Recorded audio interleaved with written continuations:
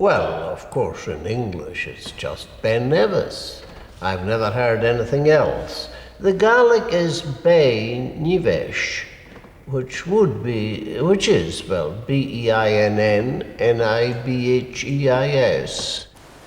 Okie dokie, Munros, you're going to have to do this at some point in your climbing career. It's Ben Nevis at 4,406 feet. It is, of course, Britain's highest mountain. The translation of it is a bit of a mystery. Some people say it means venom, others say it means mountain of hell. And one thing that's truly hellish is the tourist path.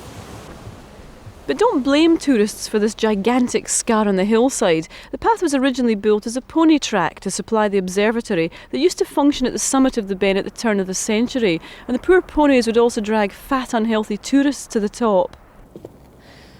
Well, it's a bit of an unrewarding slog climbing up this motorway of a path crammed with people at the weekend.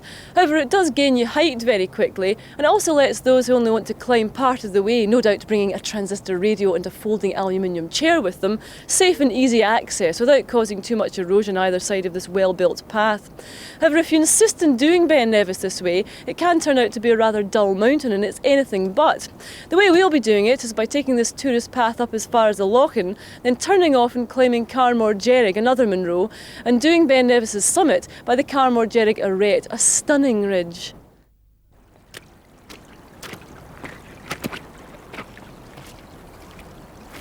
Well, for those wanting any solitude whatsoever, it's here at the Lochan, happily, that you can leave the Sucky Hall Street in the sky at 2,000 feet and possibly an hour and a half away from the starting Glen Nevis, and veer off northeast round the back of the Ben, where you can pursue your climb in some privacy and possibly even take some bladder relief without a party of Belgian tourists photographing your bottom.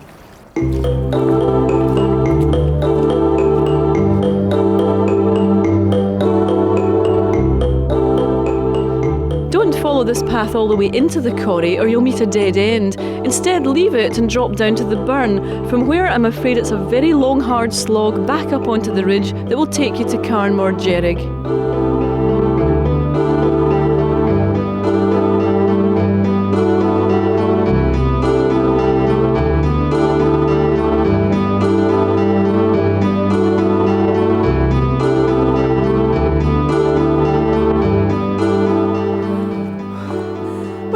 Relentless climb up from the corrie, you finally reach the summit of Carmore Gerrig, which translated means Big Red Hill, possibly because it's a big red hill.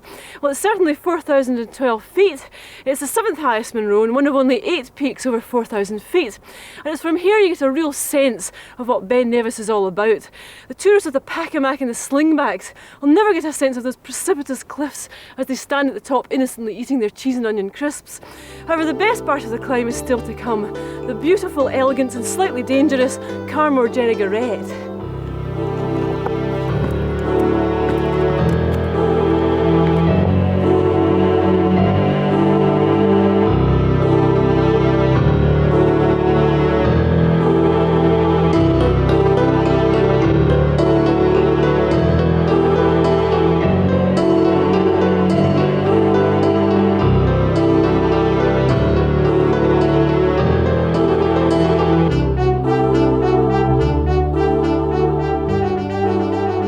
Down to cross the Arete and find yourself with still 1,000 feet of boulder field to walk up before you reach the summit.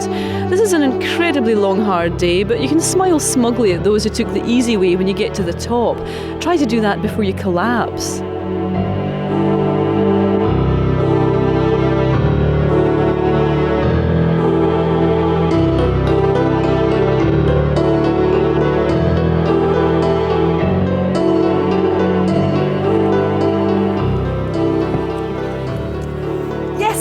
The highest point in the British Isles, Ben Nevis itself.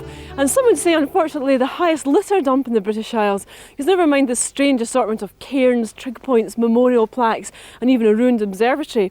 Some very, very naughty people have come up here and left orange peel and cartons and sweetie wrappers, even fag ends.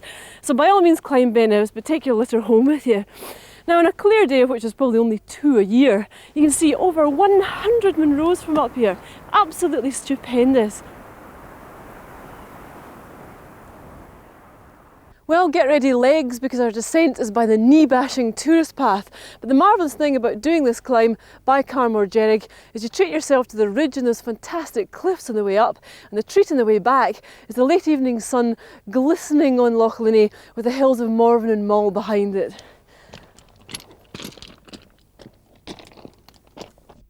Next week, Ben Cruachan, a hollow mountain at the head of Loch Awe. And mainland Britain's narrowest ridge, the Anach Igach.